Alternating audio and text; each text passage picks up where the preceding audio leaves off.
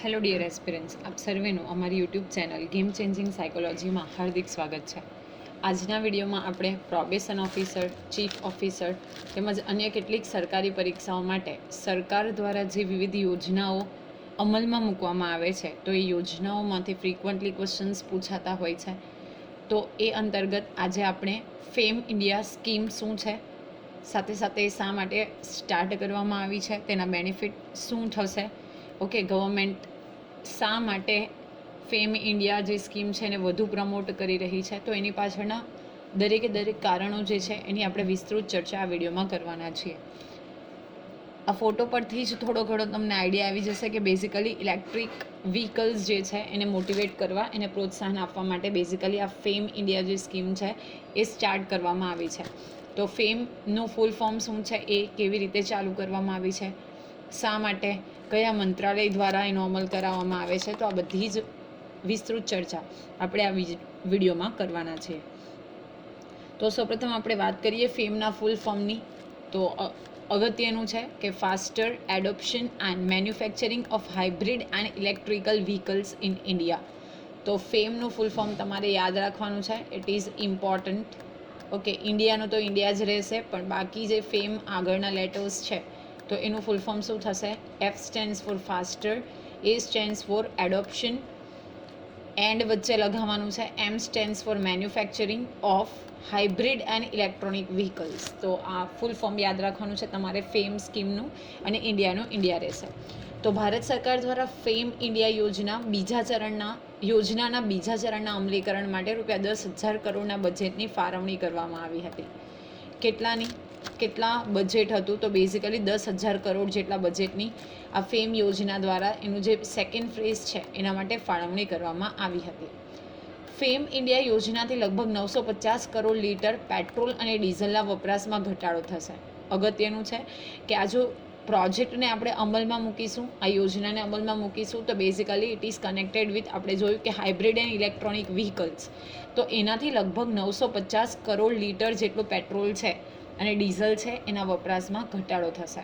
હવે વપરાશમાં, પેટ્રોલ ડીઝલના વપરાશમાં ઘટાડો થાય તો એનાથી બચત પણ થઈ શકે, તો જેનાથી તેની ઉપર ખર્ચાતા 62,000 કરોડ રૂપિયાની બચત પણ થશે. એટલે આ 950 કરોડ લીટર જેટલું પેટ્રોલ અને ડીઝલ વપરાશ થાય છે એ ઘટી જશે. એટલે ઇનડાયરેક્ટલી એની પાછળ જે 62,000 કરોડ રૂપિયા ખર્ચાય છે તો એની પણ શું થશે? બચત થશે. આ યોજના અંતર્ગત 2022 સુધી સમગ્ર દેશમાં 60 થી 70 લાખ હાઇબ્રિડ અને ઇલેક્ટ્રિક વાહનોને રસ્તા ઉપર ઉતારવાનું લક્ષ્ય હતું. તો આનો જે ફ્રેઝ હતો એ હતો 2022 સુધી, અને એ અંતર્ગત 60 થી 70 લાખ જેટલા હાઇબ્રિડ અને ઇલેક્ટ્રોનિક જે વ્હીકલ્સ છે એને રસ્તા ઉપર ઉતારવાનું બેઝિકલી એમ હતો, લક્ષ્ય હતું.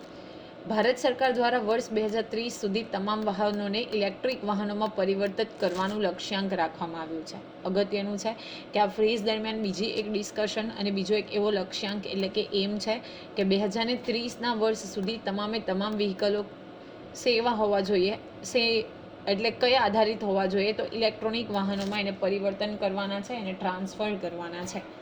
આ લક્ષ્યાંક પ્રાપ્ત કરવા તેમજ ચાર્જિંગની માળખાકીય સુવિધાઓ સ્થાપિત કરવા, ઇલેક્ટ્રોનિક વાહનો માટે સસ્તા કાચા માલની ઉપલબ્ધતા સુનિશ્ચિત કરવા અને હાઇબ્રિડ વાહનો જેવા કે મધ્યમ માર્ગના ઉપાયોને પ્રોત્સાહન આપવા માટે ફેમ ઇન્ડિયા યોજના શરૂ કરવામાં આવી છે.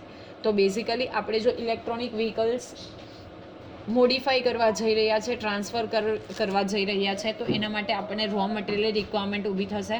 તો એ માટે એ જે રો મટીરિયલ છે એ સસ્તા ભાવે મળે, પ્લસ જે ઇલેક્ટ્રોનિક વાહનો માટે રો મટીરિયલ અને સાથે સાથે ચાર્જિંગની માળખાકીય સુવિધા તો આપણે પૂરી પાડવી પડશે, કારણ કે બેઝિકલી ઇલેક્ટ્રિક વ્હીકલ્સ છે તો એમાં પેટ્રોલ યા ડીઝલનો ઉપયોગ નથી થવાનો, એને ચાર્જેબલ ફોર્મમાં હોવાથી આપણે એને ચાર્જ કરવા પડશે. તો એ માટે આપણે શું કરવાનું છે કે કાચા માલની પણ ઉપલબ્ધતા અવેલેબલ કરાવવાની છે. તો એ ઇન્ટેન્શનથી આજે ફેમ ઇન્ડિયા યોજના છે એ શરૂ કરવામાં આવી છે. હાલમાં કેન્દ્ર સરકાર દ્વારા તેનો બીજો તબક્કો ચલાવવામાં આવી રહ્યો છે. ભારત સરકાર દ્વારા ફેમ ઇન્ડિયા યોજનાના બીજા ચરણના અમલીકરણ માટે ₹10,000 કરોડના બજેટની ફાળવણી કરવામાં આવી હતી. તો બેઝિકલી આ ફેમ ઇન્ડિયા છે એનો સેકન્ડ ફેઝ છે. અને એ દ્વારા એટલે કે એના માટે સરકાર દ્વારા લગભગ 10,000 કરોડના બજેટની ફાળવણી કરવામાં આવી છે. તો મેઇન વસ્તુ જે છે કે સરકારનું એક એવું લક્ષ્ય છે કે 2030ના વર્ષ સુધી તમામ વાહનો જે છે એ ઇલેક્ટ્રિક વાહનોમાં પરિવર્તિત થઈ જાય અને સાથે સાથે એના માટે આપણે ચાર્જિંગની માળખાકીય સુવિધાઓ પૂરી પાડવી પડશે. તો એના માટે કાચા માલની ઉપલબ્ધતા પૂરી પડાવવી, ઓકે, સુનિશ્ચિત કરવા અને પ્રોત્સાહન આપવું. તો એના માટે આ ફેમ ઇન્ડિયા જે યોજના છે એ ચાલુ કરવામાં આવી છે. અગેન હું રિપીટ કરું છું, ફેમનું full form faster adoption and manufacturing of hybrid and electric vehicles.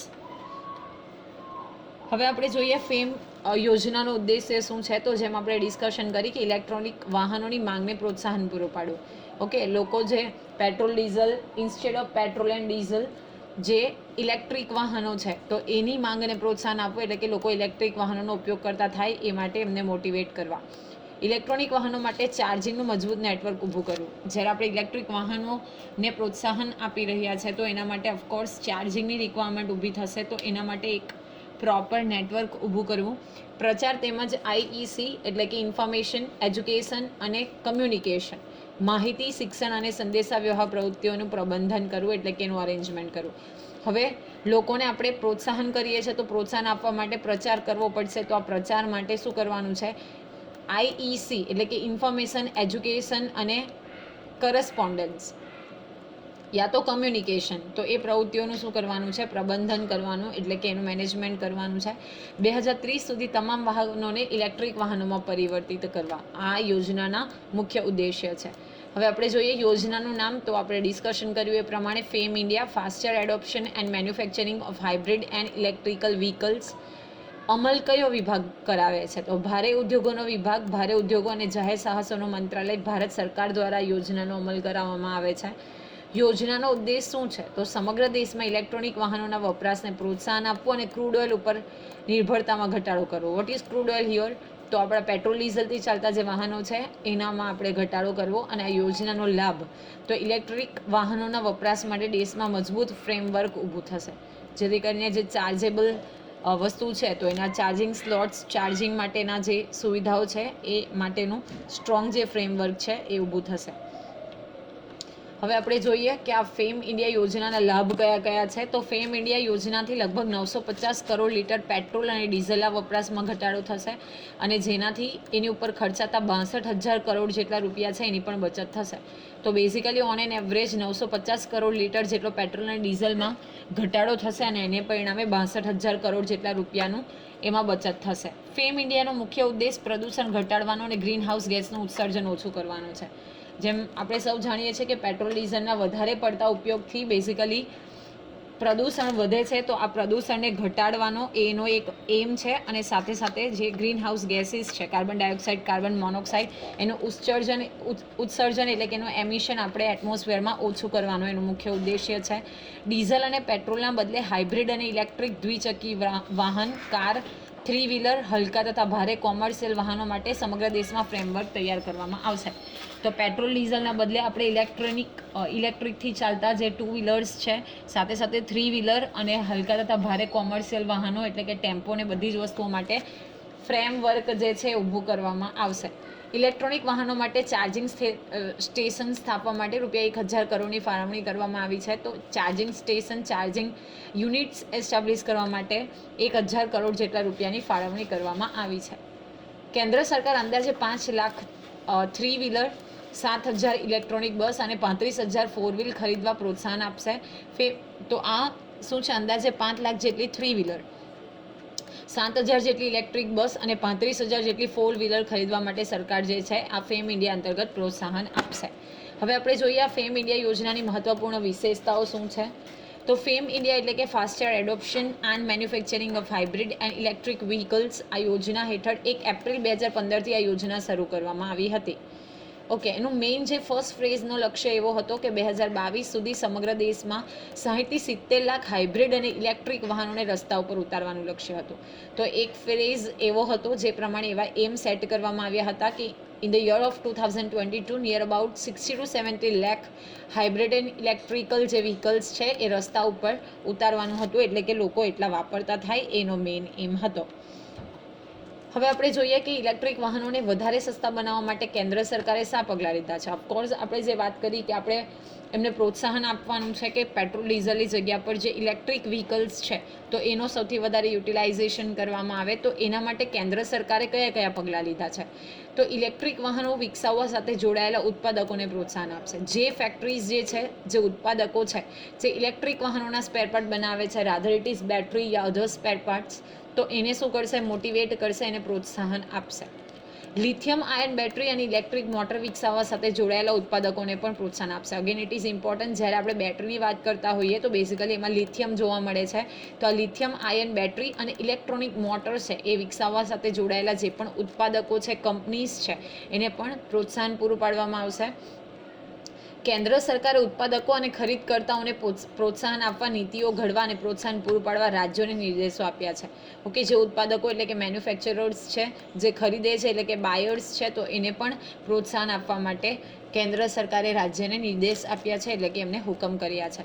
હવે આપણે જોઈએ વોટ ઇઝ ફેમ. તો faster adoption and manufacturing of hybrid and electric vehicles was launched by Ministry of Heavy Industries and Public Enterprises to give a boost to the development of electric vehicles. Boost કરવું એટલે કે એને પ્રોત્સાહન આપવું. કોના દ્વારા ચલાવવામાં આવે છે? તો ministry of heavy industries and public enterprises. શા માટે? તો development of electric vehicles. Electric વ્હીકલ્સને બૂસ્ટ કરવા, પ્રોત્સાહન આપવા માટે આ ફેમની સ્થાપના કરવામાં આવી છે. હવે જોઈએ એની ડિટેલ્સ. તો FAME India is a part of the national electric mobility mission plan. Subsidy can be claimed by two-wheelers, three-wheelers, electric and hybrid cars and electric buses under the scheme. કોને કોને સબસિડી મળવાપાત્ર થશે? તો two wheelers, three wheelers, electric અને hybrid જે car છે એ અને ઇલેક્ટ્રિક બસીસને આ યોજના અંતર્ગત સબસિડી પ્રોવાઈડ કરવામાં આવશે. હવે જોઈએ ઇમ્પ્લિમેન્ટિંગ વેઝ, કેવી રીતે એનું ઇમ્પ્લિમેન્ટ અમલ કરવામાં આવશે. તો એસ્ટાબ્લિશિંગ ચાર્જિંગ સ્ટેશન્સ, તમે અહીંયા જોઈ શકો છો, ચાર્જિંગ સ્ટેશન્સ ઊભા કરવામાં આવશે. દેન બાયર્સ માટે ઇનિશિયેટિવ પ્રોવાઈડ કરવામાં આવશે. પબ્લિસાઇઝિંગ બેનિફિટ્સ ઓફ ઇલેક્ટ્રિક વ્હીકલ્સ. કેવા બેનિફિટ્સ છે તો એ અંગે લોકોને અવેર કરવામાં આવશે. બેનિફિટ્સની આપણે વાત કરીએ તો demand for the petrol and diesel is expected to be reduce. જે એક્સપેક્ટેશન છે પેટ્રોલ અને ડિઝલની એમાં રિડ્યુસ થશે, એટલે કે એમાં ઘટાડો થશે. Creation of new jobs in the automobile sector. જે ઓટોમોબાઈલ સેક્ટર છે એમાં ન્યૂ જોબ ઓપોર્ચ્યુનિટીઝ ક્રિએટ થશે.